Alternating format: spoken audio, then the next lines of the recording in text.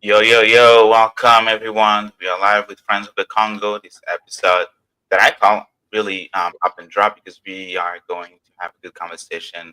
And during this episode, we're gonna popping myth and dropping the facts, break down politics in a way that meets really the people where they are, where you are. So I'm your host today. My name is Gaito, and today we have got a packed episode that will really hopefully keep you updated.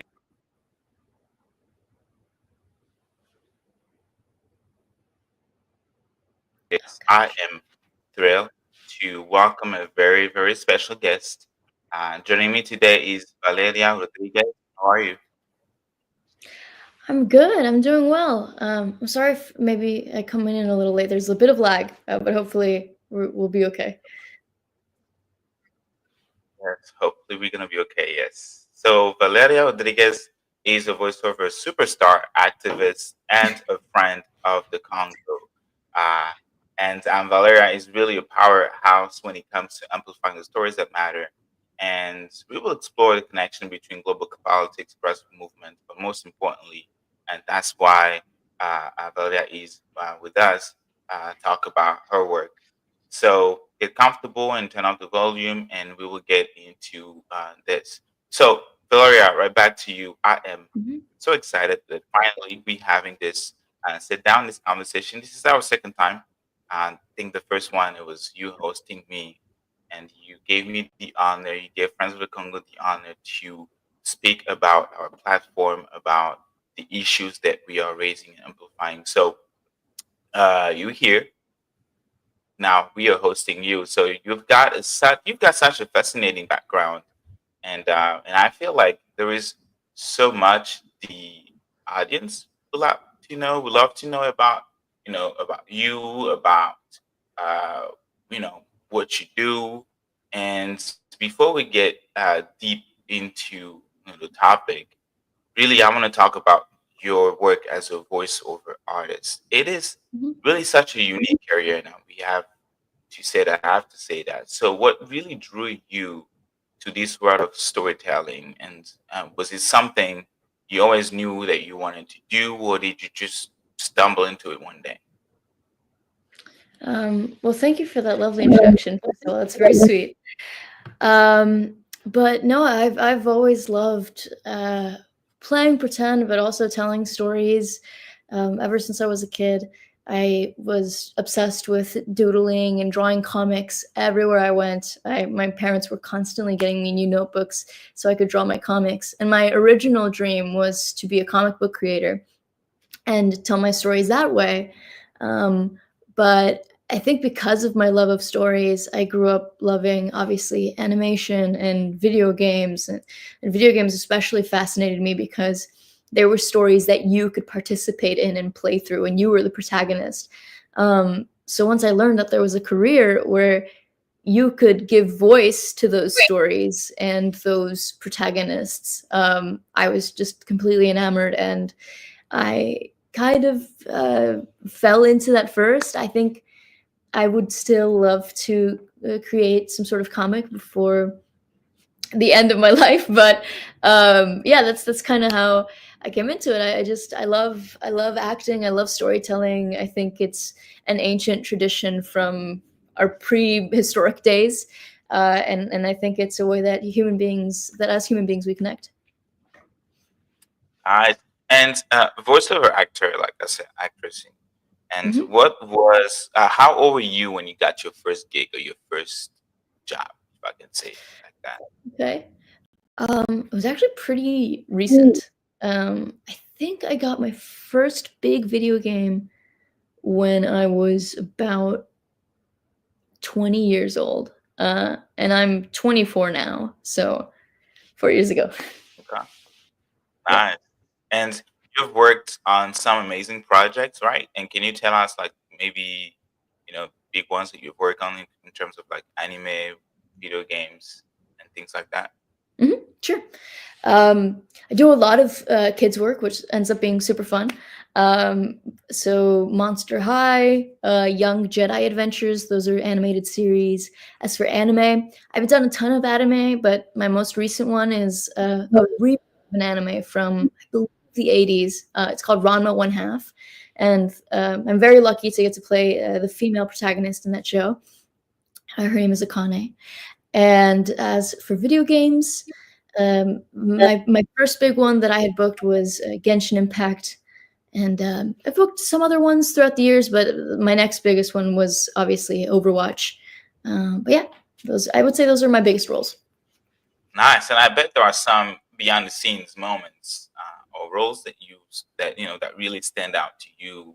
What's been one of your most memorable so far? What would you say it is? Most memorable.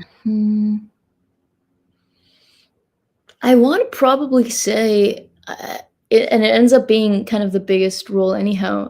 But probably getting to work on Overwatch because I was a fan of that franchise since the game came out, and I played a lot of the games from that company since before that came out. So I think that was like probably my most exciting moment because it was the actual manifestation of my dreams. It was my dream to be in something like that. But then I didn't just get to be in something like that. I got to be in the project itself that I was such a fan of. That and I got to do a guest star on a animated show called Big Nate, and I don't think it got very big that show, but I remember watching it once it came out, and I was so surprised because I considered one of the uh, kind of peaks of my work where I really did my best, and I thought that my acting was great. And it's funny because that often happens where you don't plan for some random project that maybe not everyone's going to watch, but that happens to be the time that you did your absolute best. But that's pretty memorable to sit down and be watching, and for a second I thought that they had recast me, and then I was like, wait, that is me. I just didn't recognize myself. But yeah, those are, I would say those are the two most memorable. Interesting. I personally always thought that voice acting is really such an art. I actually have a friend. He wants to remain black in the dark, and he's also an activist at the Congolese youth platform. He's doing the same thing, but it's really not um, tapping into these talents. And I think you're pretty talented. And to be honest, you're not just speaking. Like voice acting is not just speaking. You are literally embodying characters, emotions, and entire stories. So how do you even do uh, to prepare for something like that? Like, do you have any sort of like routines or tricks that you do to get yourself into the zone or into the mood or into the persona? Um, yeah, I for the most part, in order to like, in terms of the technical stuff, to remember, for example, a character's voice or something Right. like that. So he loves to be around me. They usually will play a reference of that character, but as far as like personality and that kind of thing, um, oftentimes a lot of the studios that we record at will be like an hour away, which is honestly kind of nice because on that drive over, I'm beginning to think in the mindset. And I think some people do it more method where they're like, I am the character. But for me, it's more like, how would this character feel if this happened? Like, what is this character thinking today? What would this character have eaten for breakfast today? So I begin to put myself in that mindset and in those shoes prior to going into record. But once I'm there, a lot of it, even though it's voice acting, we still have this physical component that helps us get into characters. So if I think that a character is creepy or weird or would be hunched over, I would physically hunch over in the booth.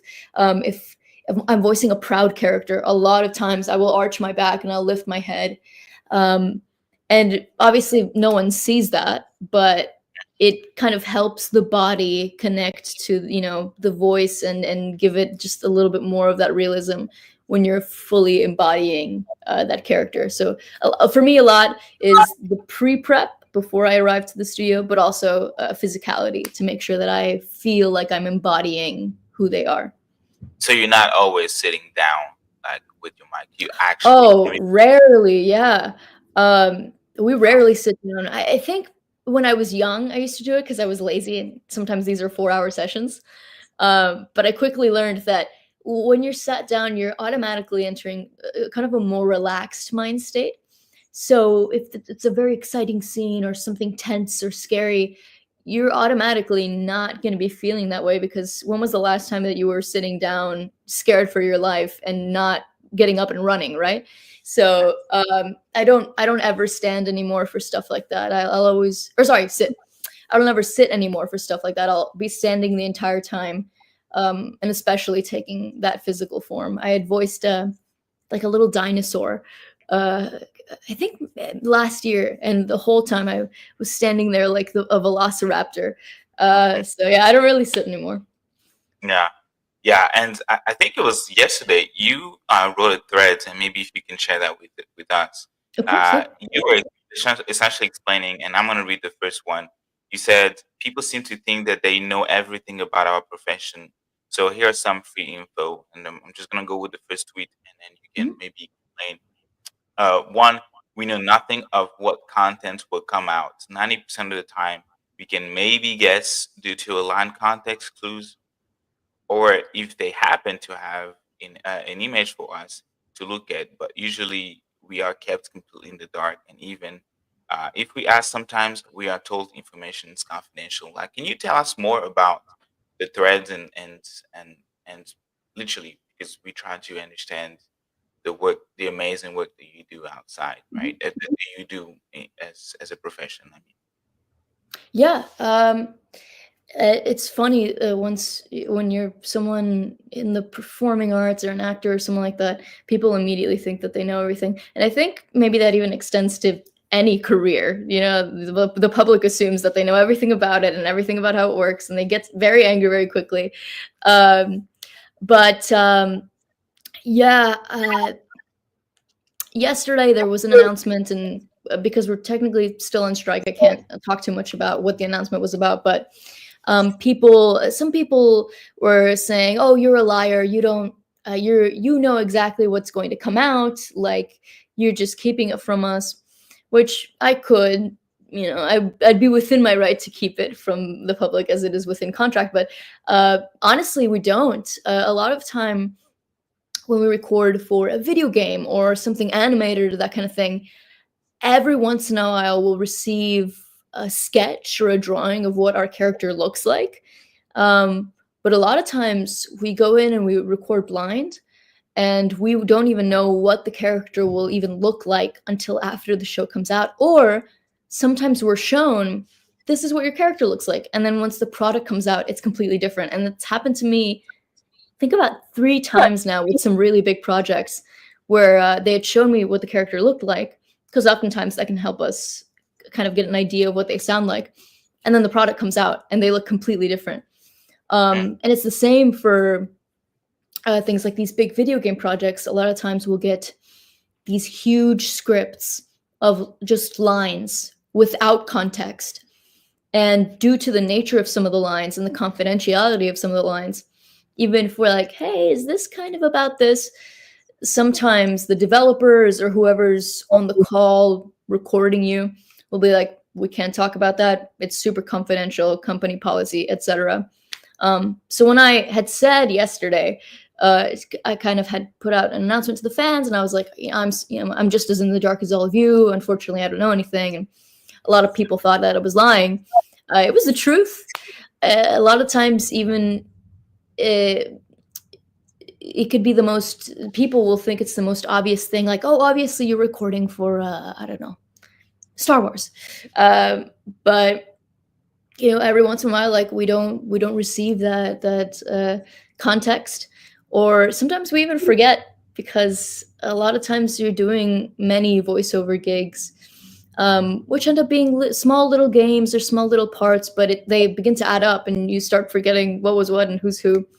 But yeah, we don't get nearly as much information as people think that we receive. And certainly I've been in projects where I don't know what the rest of the story is about or who anyone else in the story is going to be. I only know things about my character. That's interesting because you would think that they will give you everything, every information, so that you can really embody that character, right? That it's I found it really curious that they hide some information, so they don't give you all. Is it for? I don't understand. Maybe you can explain, but do you know in particular like why? Is it like that for all of your jobs, or just like a few of them? I would say it's not like that for every single job. Like I said, like every once in a while they'll show us what they look like or give us a detail about this or that. But some, I would say some, especially the really big companies, like to keep things really confidential. I remember um, Tom Holland. He plays Spider-Man, and he had gotten the script, I think, in advance, and he went on an Instagram live, and he accidentally showed the title of the movie. And ever since then, he now receives scripts that are completely blacked out like government documents. But that's kind of like how it is anyhow for our industry. We'll receive, we get a lot of stuff like that, or every once in a while, maybe we can ask a question like, "Oh, who voices this?" or "Who's this gonna be?" But for the most part, we're told like, "Hey, I can't tell you that. It's completely confidential. The company prohibits me from speaking about it." So I would say it's a case by case basis, but Hmm. a lot of the time, as far as specifically, I would say with video games, when it's content that's going to come out or content that's like conceptual or that kind of thing, they're very secretive. That's that's amazing, and I can see that you're really passionate about that. And then, so which brings me to the next question. I'm really curious about it, right? Like Mhm. outside of your work, what is something else that what is something that you're really passionate about, or that you love in your downtime time? Oh gosh, probably Dungeons and Dragons. Like, still just any form of game playing and socializing with close friends. So I love playing board games. I love doing party games, card games, a lot of games. I love games, No, no, um, and I love to you don't draw. sing? Sorry. No singing, Oh yeah, I love singing. Of and course. I know you have a really beautiful voice. You need Oh. some a cappella here. No. I'm terribly shy when it comes to singing. It's What? funny. Yeah, I can at this point I'm comfortable acting around others, but singing I'm so shy. Crazy. Hey, but I'm not even joking, guys. Valeria is an amazing singer. No, I don't even Check know out where her you would have heard me. on your Where did Instagram you, page. did I post something? Maybe. Yeah. It's easier to record things and then post it later. Sure. No, but I do. I love to sing. It was my father's dream for me to like go on American Idol or something. I was like, Dad, I'm not ready for that. I'm not that good. But that's more of, I would say that's a hobby. Yeah, I like to play guitar. Um, I love writing songs. I don't release any of them, but I think all roads lead back to just me creating art, drawing, singing, writing songs. It's just fun for me. I enjoy it. It's a passion to create. I genuinely believe that we as human beings were meant to create whatever form that takes in. Um, but yeah, so singing, drawing, communal games or role playing games with my friends. And this year I got really into fitness. So I've been hitting the gym and I've Oh been yeah, gaining weight, which I'm very excited about. Um, I've so become more that's passionate about fitness. Yeah, and I love to cook, and I love getting good, healthy ingredients that don't have any of the crazy additives or anything. That's I would say those are some of the passions of mine that I do outside of work. right on, right on. And I feel like knowing really the person behind the mic, really makes your work even more inspiring, honestly. And it's clear this one that storytelling and using your voice literally and figuratively are central to who you are as a person, as an individual. And that would brings me to something I know is really close to your heart. Is your commitment to social justice and activism. You have been using your platform, and I think I was saying that earlier. I don't remember if it was off on the camera or off, but you have been using your platform to amplify social justice issues, human rights issues, and you have been honestly, like I said, I mentioned at the beginning, a friend of the Congo. You have been such an incredible advocate for the Congo. So um, I'm really curious about that. If you can share a bit about first how you even first got involved into this work of just talking about social justice or human rights and using your platform. What sparks your connection really with the Congolese struggle or the Palestinian struggle, for example? Yeah, I've always been really empathetic. When I was a little girl, I remember one of my earliest memories of reaching out to someone is there was a, I think it was at lunchtime, and there was a little girl, well, my age, she was in my class, and she was sitting on the grass alone, and she was crying, and no one was going near her. She was like crying all of our lunch break, and so I decided to approach her, and I asked her what was wrong, and I can't remember what our conversation was about. I just remember I was hugging her and I was trying to help her through it. And I was like, I don't know, 6 or 7 or something. But that kind of behavior and attitude, I think, has extended into my adult life. And when you have a lot of empathy for human beings as a species, just period, or even, animals outside of that, I love animals. I think it goes from smaller scale stuff like the kindness you extend to your community and your local community and your friends. And eventually it has to become something that involves the greater whole of humanity. Uh, because if you're really empathetic, if you really care about human beings, you're going to care for people outside of your immediate circle, outside of your immediate experience. And caring about that and trying to educate yourself. And I've been open about how I don't think I'm perfect. I don't think I'm fully, educated about every single thing. But I think people are scared to try because they're scared of being judged or not knowing everything. But if you have empathy, if you care about human beings, it's really easy to just begin to try and begin to put that kind of thing out there.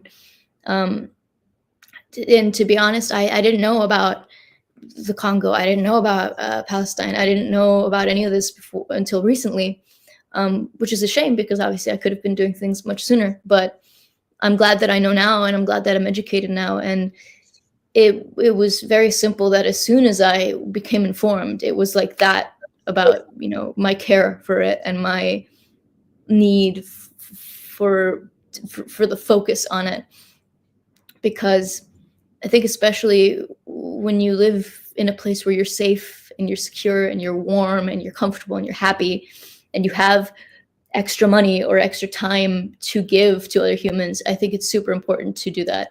And I think when we begin to take away some of that like fear from the general public about doing that, about being perfect about it or giving all of your money or that kind of thing, we can invite a lot more people to make a change, because even if it's a little bit, as if we all grow and do that together, it really makes a huge change. And as for the Congo, uh, I saw a lot of posts going around about the conflict in the Congo during these posts about Palestine, and I noticed that they were getting a lot less attention than the Palestinian struggle, and I think both are incredibly important. But I figured a lot of people are posting about Palestine, so I can lend my voice a little bit more to the Congo, because it seems that not as many people are paying attention, and also in Western countries who consume a lot of disposable technology, who expend a lot, this can be something that we can really focus on and can be a really easy solution, to begin using old technology, using the same tech that you've had for years. It's very simple for us to be friends with the Congo. So I thought that it would be nice to give some love to a conflict that's not given as much love and is not so much portrayed in the media or the news right now. Yeah, yeah, right on. And I'm gonna say that again in front of people. Thank you, really. I really commend you for that. What you said is really powerful because for decades now, even Congo has been called a silent genocide. Like what's happening, what has been happening. Fewer and fewer media coverage, even though it's one of the deadliest conflicts since World War II. So you're right, and I, as a Congolese national myself, I'm really thankful that we have people like you who are uh, uh, lending the platform so that voice of the unheard, voice of the oppressed are being heard. So thank you, and a lot of people really, when it comes to activism, they really see this as a daunting thing, but really you have found ways to blend it with your career and personal passions, right? And I've seen sometimes we post about your day, your routine, and your job, and then you're gonna switch and talk about activism and switch back. So how do you really approach that balance on your social media? I think I learned that a lot of people don't like being reached out to when you're begging them, when you're like, look at all these horrible images, please, please, help us. And I think honestly, it's a lack of empathy when people react that way. But we have to cater to that majority in order to receive more aid, I think. So I think that by making it fun or exciting or interesting, suddenly people can interact and engage. And then once they've helped, they feel good about themselves. And then they want to do it again. And then you can start putting out, more of that information, more of those pleas. And I've seen people get involved through some of my streams, people who also didn't know what was happening. And afterwards, they're like, oh, I looked up some more and that kind of thing. So I think it's not my ideal way of speaking or promoting it, but I think it's the way that works in an era where attention spans are incredibly short and empathy is low. Yeah, and so the most recent way was, and I told you about this. We did kind of a Dungeons and Dragons live stream where I got the audience involved and we played a game. And I mentioned some informational things throughout, but for the most part, it was, this is fun. This is a fun thing. But we raised, I think, over $2,500. And so I think finding ways to meet the public where they are and then taking that connection that we've made and maybe turning it into something more, maybe turning it into, okay, now you're going to continue supporting, or okay, now you're going to look up information about it and share it with your peers. I think this is the smartest way to approach things right now in this kind of current social media age. Yes, yes, and you say that, and I know I did a lot with you as well. So I'm gonna ask you that. So it's not a tricky question, but we also trying to do this work of educating. So to you, what do you think is the biggest misconception people have about the Congo or its struggle, and how do you do to combat it yourself? I think is the biggest misconception.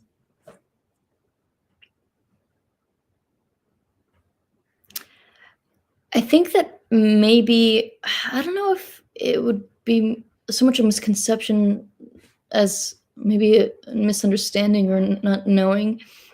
I think that people think it's much smaller than it is. And like you said, it's the biggest genocide and the biggest conflict since World War II. I think that would be the biggest piece of information that people don't understand or don't know, is that they either think it's new or it's not as big as they think it is, or it's just isolated to this, one country in Africa. So it's not that important. It doesn't affect us. I think maybe that's the biggest one is it doesn't affect us. And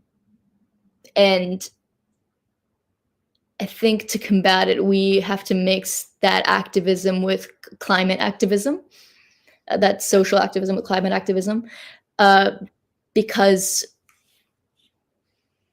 this is the biggest misconception. It doesn't affect me. I Mhm. think that's what people think. And it does. It does very much so. Because it very much affects the climate and it very much affects our planet Earth. Um, and it's bizarre once it begins affecting planet Earth or animals that are not humans, as we are animals. Suddenly it's, oh, well, we have to save the animals and we have to save the Earth. I'm like, what about the people of the Congo? Yeah. So I think to fight against that misconception, we have to say this affects you. This is not just a problem of people in Africa. This is a problem that involves all human beings, all animals, all flora and fauna on the earth. And people need to be aware of that. Regardless of anything, the tech industry and the overconsumption industry is destroying our planet. We have more than we need. We have entirely too much. This goes for the fashion industry. I mean, we could go on about that, but it's overconsumption, uh, and it's affecting the lives of innocent people in the Congo, but it's also affecting our Earth. And I think the more we speak about that, the more people begin to care. And it's frustrating because, again, it kind of goes back to what I said before. Like, it should start with you just have empathy, so you should just care.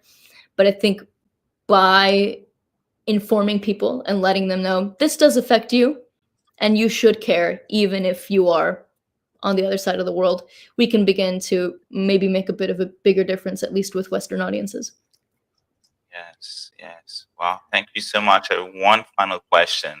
What really keeps you motivated, right? In the face of all the challenges that you personally face that we see also around the world, what really drives you to stay committed to fight justice outside your work? That's hard. It's hard to stay motivated, to be completely honest, in anything, but especially in the fight. A lot of the times, it can seem bleak. There's a lot of external forces against us, big companies, big CEOs, people with lots of money who can undo, our work, corrupt governments who are working against us. But I think that the instant that we begin to let that consume us or begin to let it bring us down and demotivate us and bring despair into our hearts and have us thinking, what's the point? That's the moment that humanity loses, or that these causes lose, because it does not benefit the people who are struggling, whether it be Palestine or Congo or Sudan.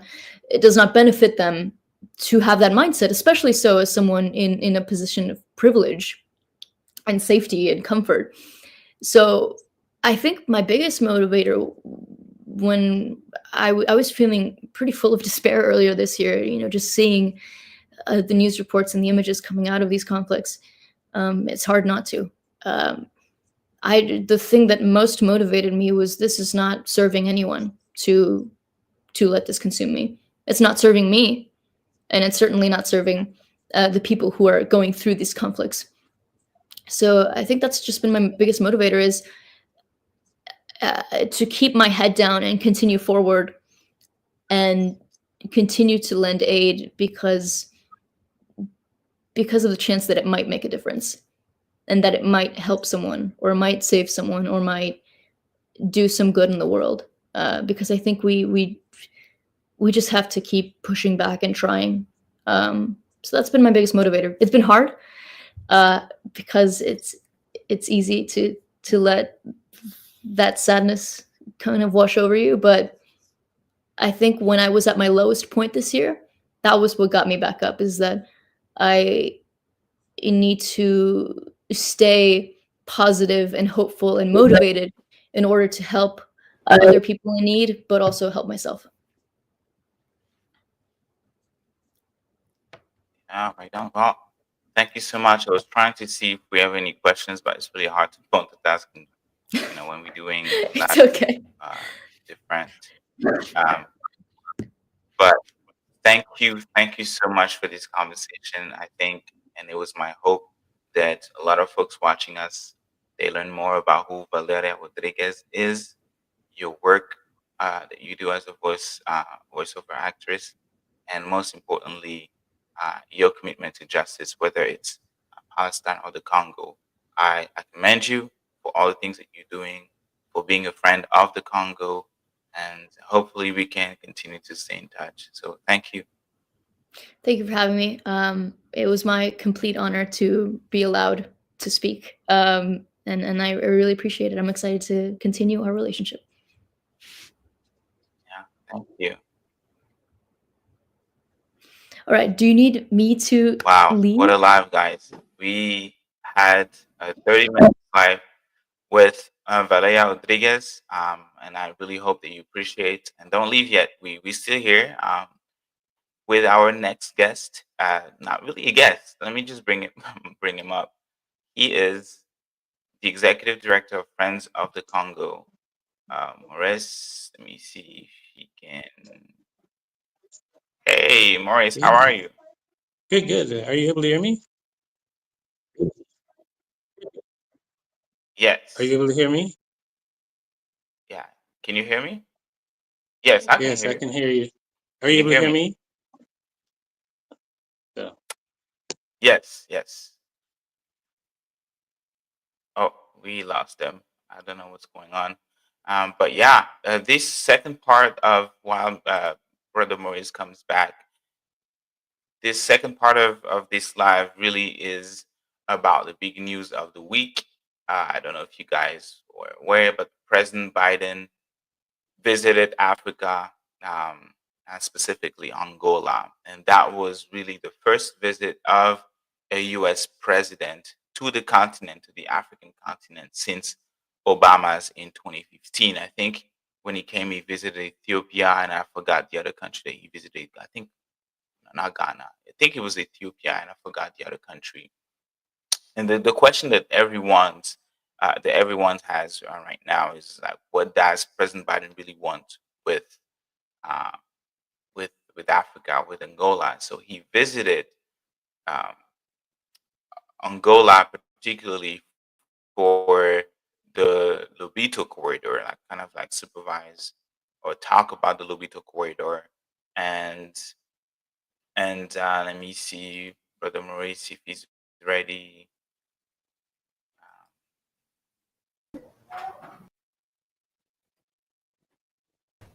Hey, Gaitan, are you able to hear me? Okay. Can you hear me okay? Hey, you Hey, good now? yeah, can you hear me? Yes, I can hear you perfectly. Okay, Can you hear me? yes, I hear you fine. Yes. One of Yeah. the device was kind of jacked up there, so with the sound and everything. So, how you The doing? second part of this live, really, and we had it live. I don't know if you follow with. I'm doing good. How are you? Good, man. Good, good, good. How are you? Yeah. And the second part, I don't know if you watched the first part. We had Valeria Rodriguez, and it's been a really good friend of the Congo, amplifying our voice. And Yeah, I'm talk- appreciative of the way she uses her talent to uh, elevate the Congo and mobilize resources for folks on the front lines. So really impressed by what she's doing, the type of organizing she's doing. Mhm, mhm. And for this second part of the live, we will be talking about President Biden's visit Hmm. in Angola, right? And he came to essentially supervise the Lobito Corridor. And I also thought that it would be good for you and I to sit down and have a conversation about that, about what that means and what's the Lobito Corridor, and Yeah, and uh, yeah. yeah. No, it's really interesting. There are certain key points when we talk about the Lobito corridor. Of course, President Biden made the first trip of a sitting president to the country of Angola, which borders Democratic Republic of the Congo.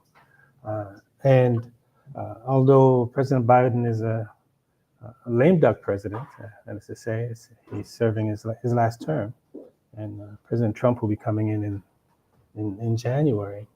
Uh, one of his trip to Angola was particularly significant. If you read the readouts from the White House, where they talk about his trip in terms of his visit to Angola and to the Lobito port in particular, say is the crowning achievement of his presidency as it relates to the Biden administration's policy toward the African continent, and which is quite significant. And so, of all the initiatives, projects that the United States has on the African continent, this one that deals with the Lobito Corridor is its most important, and seen as the legacy in terms of a policy that he'll leave as he heads out of the White House. So that struck me. Yes, and for people who don't know, what is the Lobito Corridor really? Like, what is Yeah. it? So in order for us to talk about the Lobito Corridor, we first have to talk about the Partnership for Global Infrastructure and Investment, right? And the Partnership for Global Infrastructure and Investment it's several things. One, it's a collaboration among the United States government, right, the European Union, and the G7, right? Partnership for Global Infrastructure and Investment. And in essence, what the Partnership for Global Infrastructure and Investment is, the West's response to China's Belt and Road Initiative, right? So that's the essence of the Partnership for Global Infrastructure and Investment, which where the West aims to establish infrastructure projects in different parts of the global South. It was announced or launched by the G7 in 2022 in their meeting in Germany. Right? Now, the most or the flagship initiative of the Partnership for Global Infrastructure and Investment is the Lobito Corridor. Now, to give you a sense of the scope of what they call the PGII, or the White House calls the PGI, Partnership for Global Infrastructure and Investment, thus far the U.S. has mobilized about $60 billion for the PGI, right? And it aims to mobilize $200 billion by 2027, which is a part of a broader $600 billion goal of the G7 by 2027, right? And these funds that they're mobilizing, hundreds of billions of dollars, right? The flagship project, initiative of the Partnership for Global Infrastructure and Investment, where the United States, European Union, the G7 is engaged in a geostrategic battle for control and access to critical minerals, is unfolding in the heart of the African continent, right? In the Lobito Corridor. Now, the Lobito Corridor is a rail line that links the Democratic Republic of the Congo and the Copper Belt, particularly right in the heart of the Copper Belt, Kolwezi, to the port of Lobito in Angola. It's also known as what they call the Lobito Atlantic Rail Corridor, right? And it stretches about 1,080 miles from Kolwezi right through to the Lobito port in Angola. Which is in the heart of the Congo. Now, another part of the Lobito Corridor, which is not yet developed, will stretch from Kolwezi into Zambia. So there's a belt, right, that runs from Zambia, right, which is south of the Democratic Republic of the Congo, right through the Congo, and they call it the Copper Belt, right, where you have troves of critical and strategic minerals.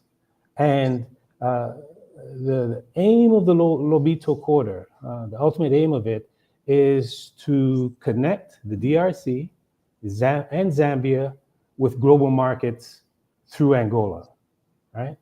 And the Lobito Atlantic Railway, right, which is uh, uh, that line that runs from the heart of the African continent right out through Angola, is they call it LAR, just for short.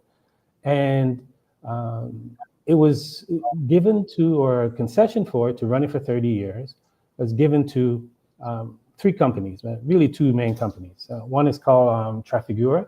They own about half of it, and another European partner, is called Mota Engil, right?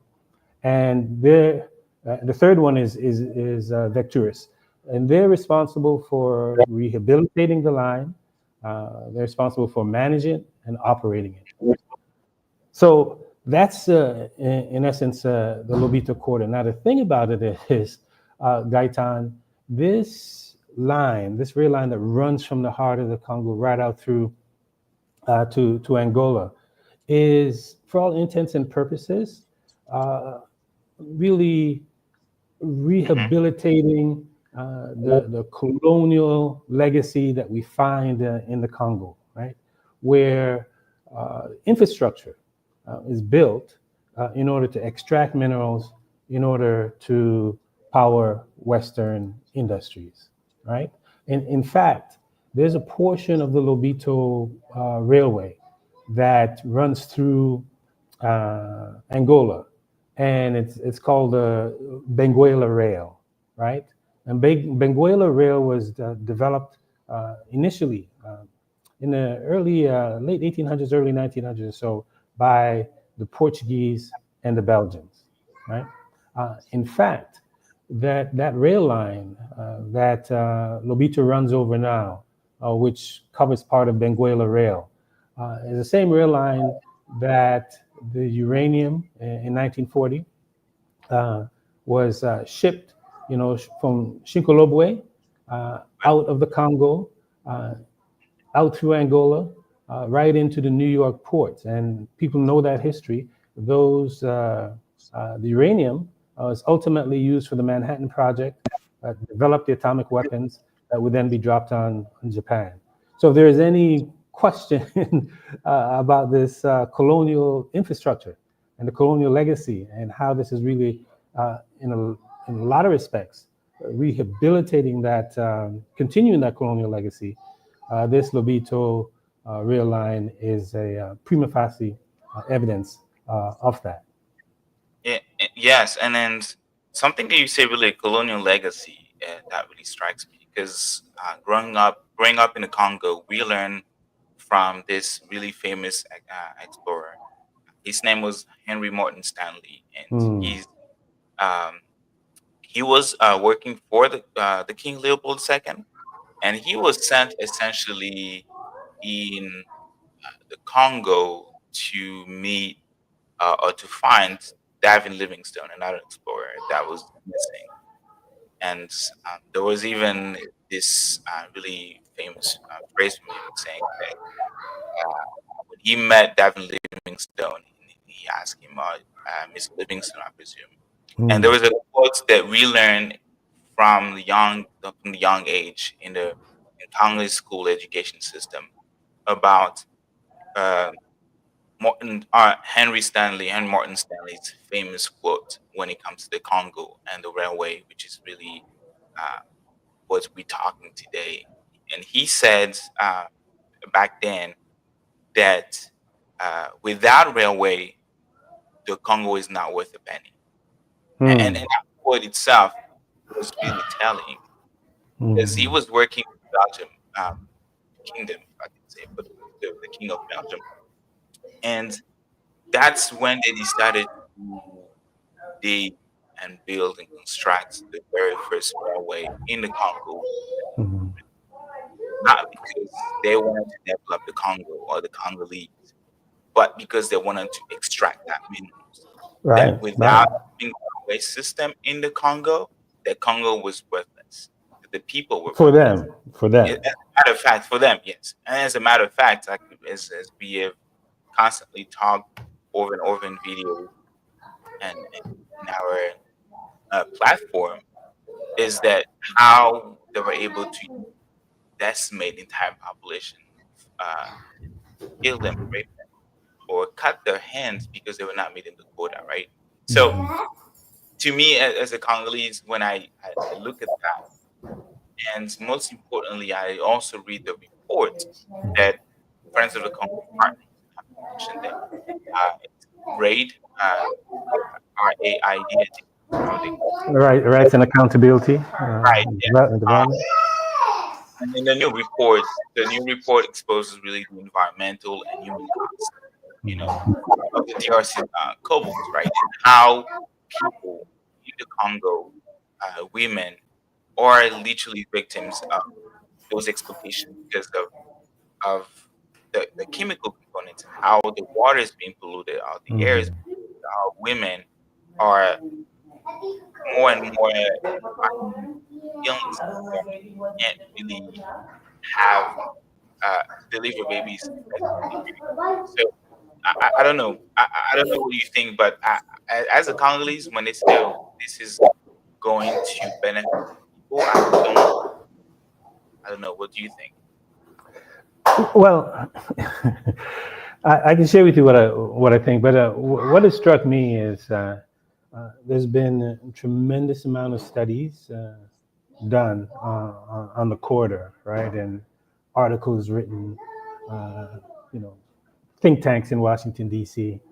And one one one quote that really caught my eye was done was came from Isabel King. She wrote a piece for Harvard University on the Lobito Corridor, and in her article she says that the basic principles, right, of the Lobito Corridor, and I'll give you a direct quote. She says it is exploitative and outdated, right? That's her diplomatic way of putting it. Yeah, and then she goes on to say by shipping materials in their least valuable states, right? Mineral-rich countries fail to reap the monetary benefit of the industry, despite being its foundation, right? So that's another way of her saying that this is a colonial, exploitative system that we have in the 21st century. And the fundamental part of that exploitative colonial system is that those in the West and the global community benefit at the expense of the people, right? That is to say, although, as Isabel King puts it, that in this instance, the Congo is the foundation, right? Is the basis of this trillion-dollar industry, and the Congolese people are not the beneficiaries. And in fact, not only are they not the beneficiaries, but they're also the victims in terms of the despoilation of the environment, where you have the industrial mining and the dust that comes from it wreaks havoc on the vegetation, pollutes the water system, creates a health crisis where women are producing malformed children. It's just have as rights and accountability and development put laid out in their study earlier this year. So it's that same system that's in place that the U.S., the European Union, the G7 doubling down on to the point where the Congolese people not only the beneficiaries but they're the victims of the system. So what we can say we can't leave it there, of course, Gaetan. I know there are efforts. It's not something that we're gonna shut down, right? You're not gonna shut Yeah, down the Lobito corridor. This is again another example of the Congo and the Congolese people being trapped, right, in a geostrategic battle. Because interestingly enough, that same rail line, a few things about it, Gaitan, the Chinese, at least the Angolan part of it, right? The Chinese had invested billions of dollars to rehabilitate that line. And the Chinese themselves, which they control about 70% of the industrial mines in the Congo, they had also vied to put in their bid to manage and run, the Lobito rail corridor. But the Angolans went with those three companies that I mentioned. Now, a unique, an interesting feature, even though the U.S. is competing with China, right, for access to these minerals, the corridor itself, the rail line itself, is an open line, right? It's anyone can ship minerals on that line. The U.S. can't say, well, the minerals coming out of the Congo can't be shipped on that line by the Chinese. In fact, the first shipment that took place in December of 2023 of copper on the Lobito rail was a joint venture between a Chinese company and a Canadian mining company. Right? So it's the system that's in place, right? That's got the people in this trap. And if the Chinese are also working on what they call the Tazra rail, right, which is a rail line that runs from the Indian Ocean through Tanzania right into Zambia, as another means of extracting minerals out of the continent. Now, the response that's needed, that this system demands, is really a Pan-African response, right? That is to say, Zambia, the DRC, countries like Zimbabwe, rich in lithium, Namibia, really all need to get together to protect their interests, right? And be able to engage these great powers in a way to assure that their people, for one, that their resources are not exploited, the raw minerals are not shipped out, that their people benefit from this demand, because the demand is going to be there. It's not going to go away. So the extent to which the African states and African people can organize themselves in order to protect their interests is really where we find the long-term solutions. That's why we have friends at the Congo insist that it's not just a question of making noise, in the spirit of Ali Bongo, but and trying to shut things down, but really investing in the population, those on the front lines, so that they can be strengthened and organized in a way to protect their interests by putting pressure on their local elites, by demanding that we develop and build on a Pan-African unity so that the interests of the continent as a whole can be protected.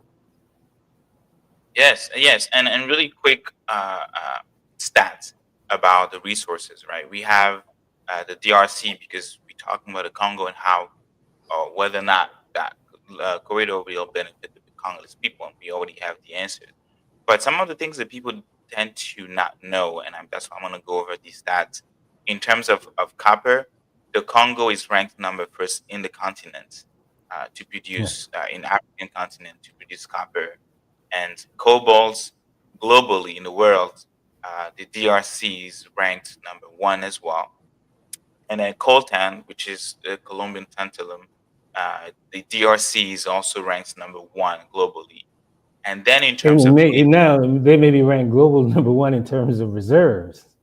Reserves, yes. But reserves, number one in terms of production is Rwanda. Yes. Rwanda is the largest producer, yes. for obvious reasons. Yes, that's what I was gonna say. Like Rwanda is ranked number one, I think, right behind Brazil or something like that. Or ahead of Brazil.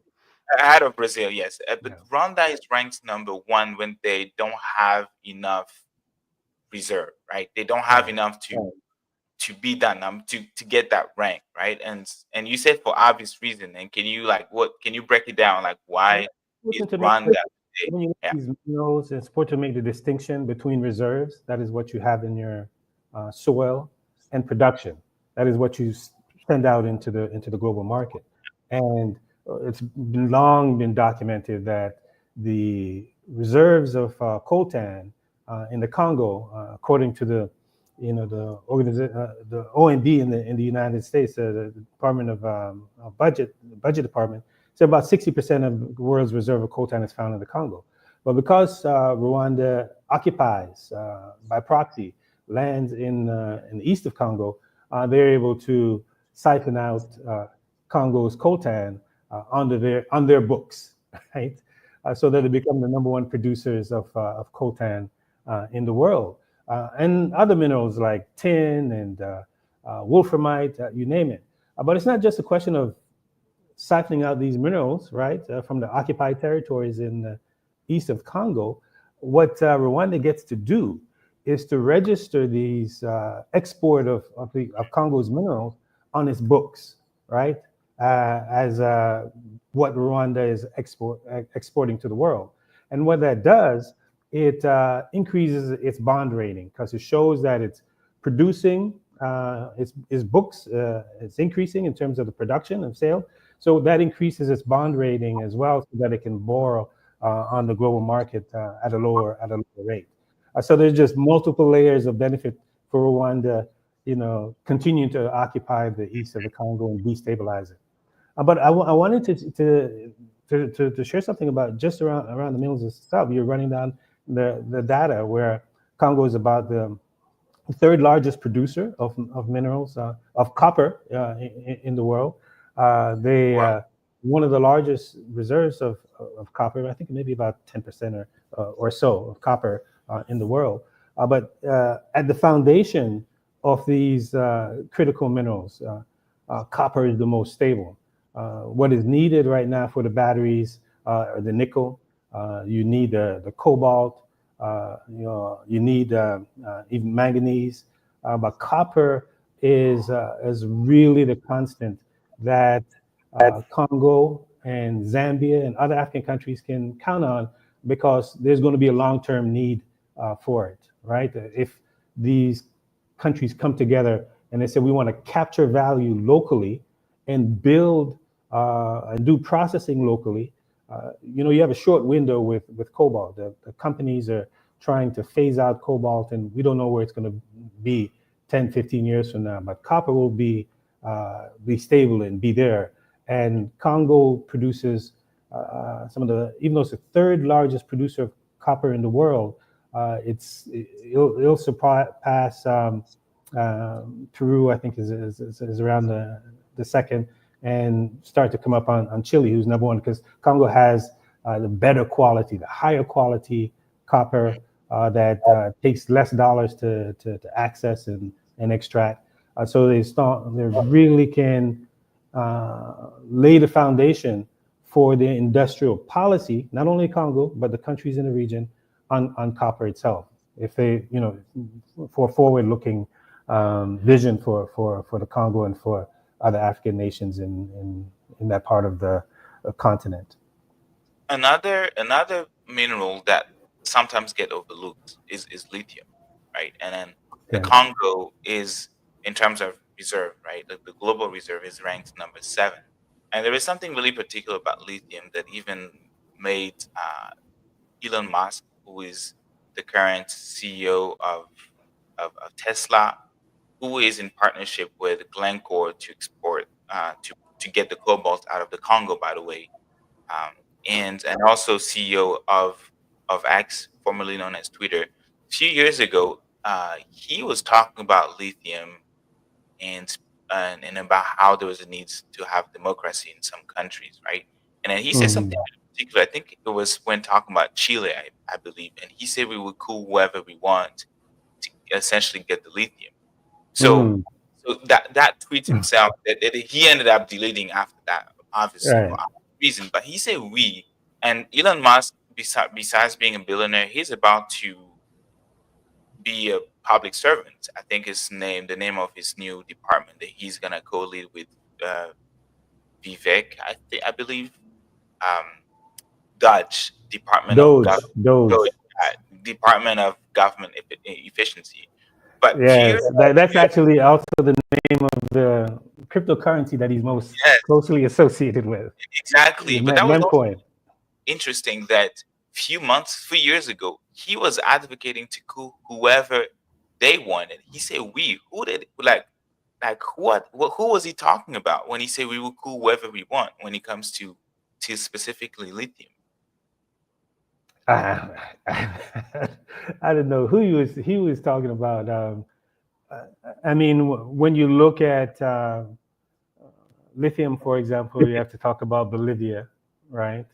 I think it And was Bolivia, uh, actually. Yes. and so Yeah. he, Go ahead. he might, if you recall that, I think he was under the Trump administration, if I'm not mistaken, Evo Morales, Mm, who was the president of Bolivia, and was a victim of a coup, and many people, speculated that it was a result of trying to get access to Bolivia's lithium, and we always look at Bolivia, from the continent as a model. As you know, Evo Morales came to power through what they call the water wars, where that company there in the West Coast, Bechtel Corporation, is trying to privatize water in Bolivia. And Evo Morales, along with other workers or grassroots organizers, organized to really kick Bechtel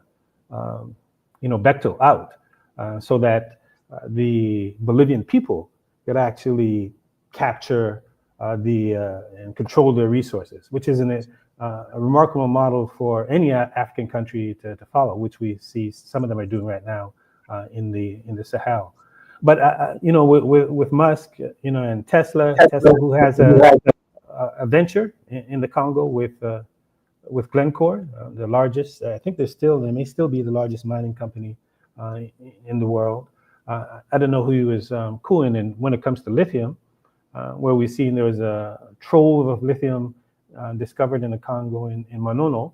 Our folks on the ground that we work with trying to channel children out of the Monono mines who are involved in mining, and digging for lithium, and get them in an education system.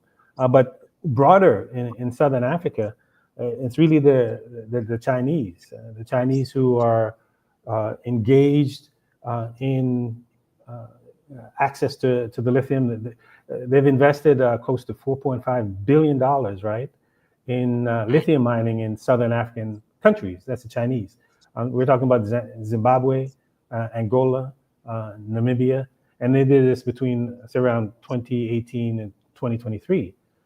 And even in Zimbabwe itself, the Chinese, they committed some $1.4 billion for a lithium processing plant, right? So just the trove of minerals that are found, again, coming back to this point, Gaetan, in Central Africa, Southern Africa, really throughout the continent, really demands that African leaders and people at the grassroots really push the leaders to come together on a Pan-African umbrella in order to protect their natural resources, protect them for the benefit of the people, and not just protect them. If we look at this critical minerals green energy industry, which is $1 trillion industry, ultimately, you find that a country like the Congo, who is just on the forefront of providing the raw materials to power this global energy industry, it demands that they mobilize in a way, Gaetan. They've talked about the Congolese government talked about capturing value locally, right? Developing a battery production unit in the Congo, and they got Bloomberg to do a feasibility study. The Congolese government did, or number may have been not necessarily the government, but African banks, and it cost about $39 million or so, right, to get a processing plant in the Congo that will give you produce just the preliminary stages of the battery, which Congo, with its cobalt, is a essential ingredient for doing that, and it can do that. But they would also need the nickel, and they also need manganese, right? But they would have to uh, source that from other African countries. So the point is, like, everything that speaks to capturing value locally on the part, whether it's the Congo or whether it's Zambia, whether it's Angola, whether it's Zimbabwe, Namibia, speaks to them coming together under Pan-African Union in order for them to realize, I'm talking about African leaders, realize the benefit beyond the exporting of their raw materials out to the West or to the East to China. So that's It's really one of the big takeaways from just this looking at this question of this $1 trillion industry where you look at Angola for example, mhm. they possess about 32 of 51 or so critical minerals or essential minerals for the green transition. And we're not just talking about minerals that will be utilized, in electric vehicles or solar panels or windmill generators, but we're talking about the military industry is often overlooked. F-35 fighter jets, they need access to those to those critical minerals. So for the U.S. And that's one of the main reasons why the U.S. is really pushing now, even though they're late to the game, because it's a question of national security interests, as well, right? So just African countries, to the extent that they're able to organize themselves in a Pan-African Union, they're really sitting in a advantageous position in order to benefit from this global, green energy transition that we see unfolding. I really found this whole story really fascinating, talking about how the Lobito Corridor will benefit the people, and talking specifically about the Congo. That Biden is visiting Africa, is visiting the Hmm. continent for the first time, a U.S. president, I said earlier, since 2015, and he didn't go to the Congo. He didn't. When most of the minerals would come from the Congo, and I've shown that in the Hmm. map. Um, and while President Biden was in talks in Angola, President Tshisekedi obviously, like, he showed up later to visit the Hmm. sites and some photo ops. But to me, it was kind of really interesting that the U.S. overlooked the Congo. And in terms of, you mentioned 39 millions needed. That was a study by the World Bank with Oh no, Bloomberg. by Bloomberg. Bloomberg did that study. Bloomberg, financed by the World Bank. I mean, by the African African Bank Yeah. Development. I think that's 29 millions to place a factory, if I can say it, that will process minerals in the Congo. That's nothing. When I know, for example, that there was case of 70 million being um, siphoned by the Congolese government. Someone from a nonprofit, he created a nonprofit and said that was for charity, that he was gonna send that money to the folks. $70 million, and the person, and I'm not gonna mention the names. The person part of that nonprofit, that lady who was in contact and connection with the Congolese government ended up running for government, right? Hmm. $70 million. Hmm. And when talking about the Lobito Corridor in particularly, I read what the U.S. promised to Angola, what the U.S. promised to Zambia. Like, they literally gonna create some factories in those countries, yet nothing in the Congo. And then you read the statement, because there was a conversation between President Biden and President Tshisekedi of the DRC. And Hmm. then you read that statement, right? What they talked about. He essentially said that he encouraged President Tshisekedi to create conditions for the investment or the investors to come and also work on the Luanda process. But that to me is like you was talking earlier, that the Congo is really trapped, because we have a leader who, when the president of the United States was meeting Angola president, the leader was playing soccer for charity, right? To raise funds. When Hmm. the government that he put in place to help victims of sexual survivor and also the war, Fonareva will mention them particularly, they make they get $27 million every month from mining royalties, because that's how Mhm. the law is called the general cost law, genocide for economic gain. Obviously, the Congolese government saw that as an opportunity to steal from the past 10 years of Congolese activists that I respect from London, Congolese Action Youth Platform. They created that law, and then signed into a law so that every month that FONAHAV, which is a government agency under Mhm. the supervision of the First Lady, the wife of the president, they receive $27 billion every year, $1 million every A year. month. You A mean a month, year or a month? Yeah, right. Yeah. 27 million a month. Mhm. Sorry. It's really critical that I say that. And they have not been able to help the Congolese folks in the way supposedly built. They're not even houses. They're like literally like refugee place. I won't even call them a house with no toilets. 450, absolutely no Mhm. toilet. And then a recent report by ODEP, which is I think it's Organisation de la Dépense Publique. They monitor how the government they monitor government spending, essentially. In short, that's what they do. And they said that out of the 7 million Congolese people displaced in recent months or years, Mhm. that the government allocated $0.6 Mm. for each Mm. individual a Mm. year. Mm. $0.6. That Mm. $0.6 Mm. per person, when we know that there is an agency that makes $27 million every month.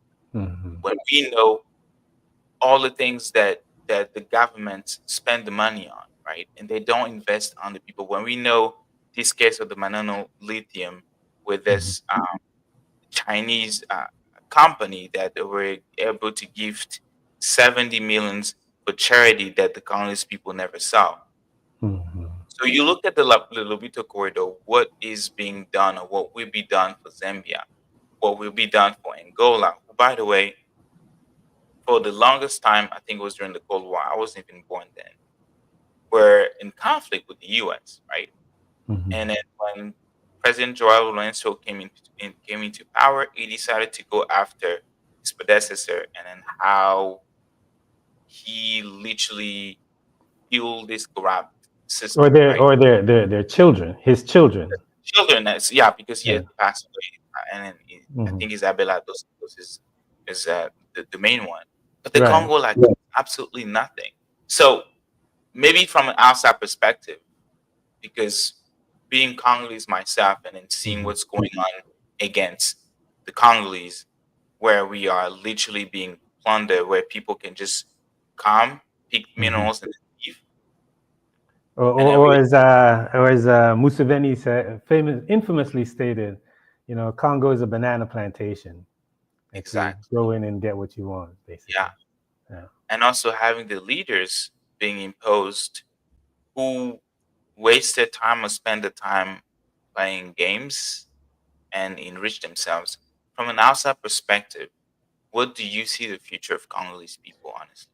Uh, you know, I can't speak to the future Congolese people, in that what I do know, the folks that we're working with, those on the front lines, whether the front lines in the rainforest, front lines of the conflict, front lines of the mining area, they are organizing to take control of their affairs, to strengthen themselves locally so that they can defend their interests, so that they can impose the will of the masses on the local elites, because the local elites are really compradors, right? They serve foreign interests.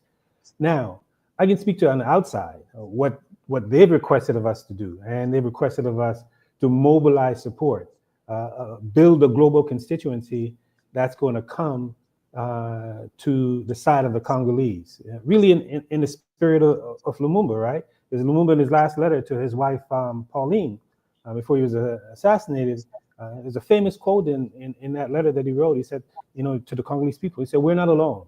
He said, "Africa, Asia, free and liberated people from every corner of the world would always be found by the side of the Congolese." So at Friends of the Congo, that's what we're doing, mobilizing people with full understanding of the forces that are arrayed against the Congolese people because of Congo's spectacular wealth. Some say estimated $24 trillion worth of natural resources, because of Congo's strategic location, right in the heart of the African continent, because of Congo's size, the size of Western Europe, because of Congo's diversity, some 400 plus different cultural groups, because of Congo's position on the African continent and its centrality to the future of Africa, where immediately you have nine countries bordering it. No other country has that many countries bordering it. So a stable Congo, right, with the people controlling the affairs of the Congo, determining the affairs of the Congo, controlling their wealth, controlling their land, controlling their resources, would be an incredible boost for the development of the African continent alone. Even Gaitan, if you were to put aside just the minerals, right? You're talking about fresh water. If you're talking about the agricultural capacity, if you're talking hydro capacity, right? You're talking about alternative or renewable energy. Even if you were to just shut down the mineral sector, Congo would be a powerhouse for the continent. And that being the case, it's a target. It's a target certainly of the local elites who feast on the crumbs that are given to them by multinational corporations in the West. It's a target for neighboring countries that are greedy, like Rwanda and Uganda, that the United Nations has basically, for all intents and purposes, are the godfathers of the plunder of the Congo, or at least the middlemen anyways. It's a target for multilateral institutions, International Monetary Fund, the World Bank. World Bank wrote the mining laws of the Congo back in 2000, right, for the benefit of private capital and foreign interests, right? The targets for foreign governments, like the United States and the European Union and France and Belgium, all who benefit from Congo. They're targets for multinational corporations, all up and down the supply chain, from Glencore at the bottom all the way up to the top, Apple and Tesla. So you have these forces arrayed against the Congolese people with the Congolese local elites in cahoots. Then the answer is for us, outside of the Congo, who are beneficiaries of Congo's wealth, is to say, no, we're not going to normalize this. And we're going to treat this with a seriousness that it deserves. Not just a question of making noise around one company, right? Because it's not one company that's exploiting Congo. I shared with you before, Gaitan, that in 2008, Antonio Guterres, he was interviewed. This is the current Secretary General of the United Nations. Before he was Secretary General, he said, in his interview with the Financial Times, he said, well, let's not forget, right? The Congo the international community has systematically looted the Congo. He didn't say Apple, one company, has systematically looted the Congo.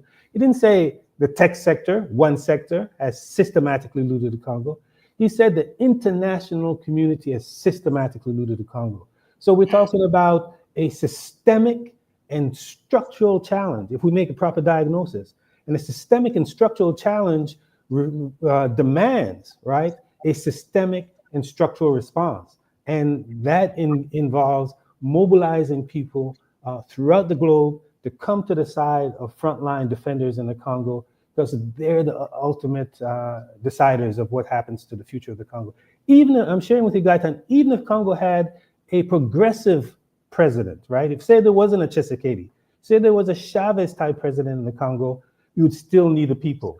And if you don't believe me, look at Venezuela in 2000, I think it was 2002, when you had a progressive leader in Hugo Chavez, assuring that not only his own people benefit from the natural resources, in this case it was oil, but Caribbean nations and other Southern American nations. And he was overthrown. He was a coup. There's a coup against him, and it was the people who had to rise up and say, "Bring our president back." So really, the formula, the response for this capitalist system, this imperialist system that's got the Congolese people trapped in dependency, in extreme poverty, in living in bestial conditions. That's been like that for up to 140 years or so since the Berlin Conference. The response is for us as a global community to be in solidarity with the people as they organize to strengthen themselves on the ground so that they can protect their interests.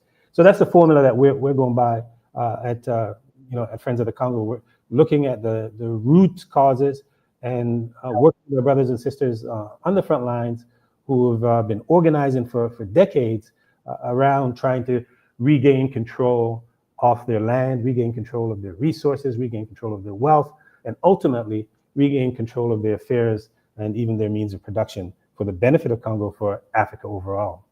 So that's we're organizing around the Friends of the Congo. Yes, and Friends of the Congo has many partners, and I know that we fundraise because we come to this time of the year and end of the year fundraise. We are fundraising $250,000 to support partners. And for folks who don't know, can you real quick go down? Yes, I'm glad you brought that up because we only have a few minutes. We have to jump off. We're not fundraising for one organization, right? We're not fundraising for one part of the country or a particular camp, displacement camp in the East. We're fundraising for a coalition of organizations called the Basanja Coalition that covers 10% of the 145 territories in the Congo that have projects and initiatives that they've worked on for decades that they're trying to scale in the north of the country, in the rainforest, in the east of the country, in the front lines of the conflict in the displacement camps, in the west of the country, in the teeming city of Kinshasa, 14 million people, in the south of the country, in the mining area. So all four corners of the Congo, we have the Basanja Coalition and their allies organizing to scale initiatives that they've been working on for decades. And the challenge for them is to expand and to grow. So when we say at the end of the year, we're trying to raise $250,000, that's really peanuts in a lot of respect. Not to respect people who are giving, we have an average donation of about $20. But to give you some perspective, right? We're talking about the entire country. 10% of the country for the Basanja Coalition reach about 2 million people. They're in the north, they're in the south, they're in the east, the west. They're growing food to feed up to 10,000 people in the displacement camps in the east. They're digging industrial wells in the south in Lumata to provide potable and fresh water for up to 20,000 people in Lumata. They're building bridges in the rainforest in Chopo province and the Isangi district to deliver medicine and medical care in the heart of the rainforest. They're mobilizing young people in combating sexual violence in Kinshasa. This is what they're doing as the Basanja Coalition and their allies. So to give you an example, we're saying $250,000. This year we've raised about $500,000 to go directly to the ground for them to expand their programs. But when there was the Save Darfur movement, Gaitan, do you know what the annual budget of the Save Darfur organization was? $50 million. $50 million. And they weren't sending anything to the ground. That was for advocacy, right? That was for advocacy. Back in the day, they had this Coney 2012 run by Invisible Children, where these young kids, they went to Africa and they found out that there was a rebel leader named Joseph Kony, and he was abducting children. So they came back to the US and they said, well, we want to stop Kony, right? The Stop Kony campaign.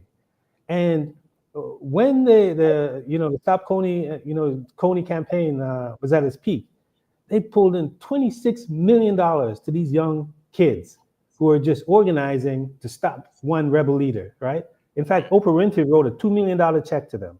So when we say today, we have a coalition of organizations in a country the size of Western Europe that's organizing in the north, in the south, in the east, in the west, that has a reach of an estimated 2 million people, that have vetted programs that they've been working on for decades, and what they're doing is reaching out for resources to scale and to grow and expand programs that's been vetted and demonstrated has been successful. And we say $250,000, we're like, it's a drop. And part of the reason why we can do that and say that, I'm not saying that's sufficient, is because it's regenerative money that's going. When you donate your $20, they're putting it into initiatives that are going to grow and expand. It's not a humanitarian aid undertaking that we're making an appeal. It's a solidarity appeal that we're making, not an aid appeal. So let's just give you a sense of the work that's being done on the front lines and what we believe is ultimate solution. Strengthening local institutions so that they can expand and grow the solutions that they've come up with, right? So that they can defend and protect their interests and ultimately achieve a tipping point, a critical mass, where it affects the entire country and really, hopefully, the continent as a whole. Yes, yes. Well, thank you so much for Thank this you. conversation about the Lobito Corridor. And then just kind of like to sum up the conversation that we just had, we talked about Lobito Corridor and how important or critical it is for not just the Congo as a country, but also the entire continent. The And entire continent, the Lobito Corridor, let me read, just to state it to people yeah, again. mhm. The Lobito Corridor is the flagship project of the United States, the European Union, and the G7 in their competition against the Chinese for access to critical minerals. The flagship project. So this is not a question of Congo and Africa. This is a global issue, and Congo is at the heart of it. So it gives you a sense of the stakes. You know what is at stake in the Congo when you see the G7, the European Union, the United States coming together and see that the front lines of the geostrategic battle for access to critical minerals is right there in Lobito Corridor, in Kolwezi, in the heart of the African continent. Yes, and the Congo will be once again in the middle of a Cold War between China and the West. All the Unfortunately, more reasons why we need to mobilize a global mass in support of the Congolese people. yes, yes, and something that you said, and I think that's going to be my word of conclusion, is that what's really set apart Friends of the Congo and most organizations, the work that Friends of the Congo is doing on the ground isn't centered on charities, isn't centered on aid, and that's also why I admire it, because it's centered on empowerment and also justice, like the advocacy that the Friends of the Congo is doing. And we had uh, We haven't even talked about that here. So, yeah, we had some. Maybe you can talk. We had some folks. let's come back on to talk about that, the advocacy work that we've done in 2024. Let's come back and let's talk about that Yes, in another yes, episode, maybe next Friday. yeah, we will do it in our episodes. But the advocacy part that we're doing is remarkable, and some of the things that Friends of the Congo is even doing, we're not even putting out there online. And I know that you and I, we sometimes go into friction. I'm like, we need to let them know, like, no, we don't. As long as the Congolese people are satisfied with the work that we're doing, because we empower them to be their own voice. Friends of the Congo had a tour, and we'll go in details next year with, member of Not the next year, next week. next week. Yeah, next Yeah. week, yeah.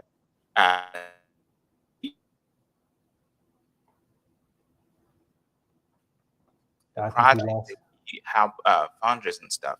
So really, when you donate your money, and that's what I'm gonna say. When you donate your money, when you donate your time to advocate, it is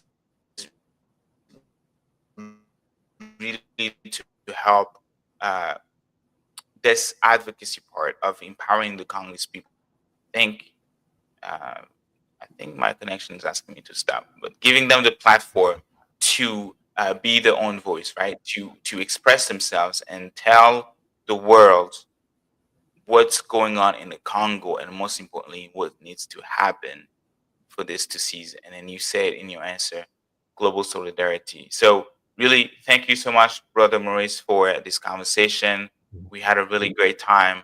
Um, and for the folks listening to us, thank you for tuning in, whether it's on Instagram, on X, YouTube, Facebook. Thank you all. And, stay tuned on Friends of the Congo, Congo Friends, for the next time. So, bye. All right, peace. Thank you, Gaetan. Peace.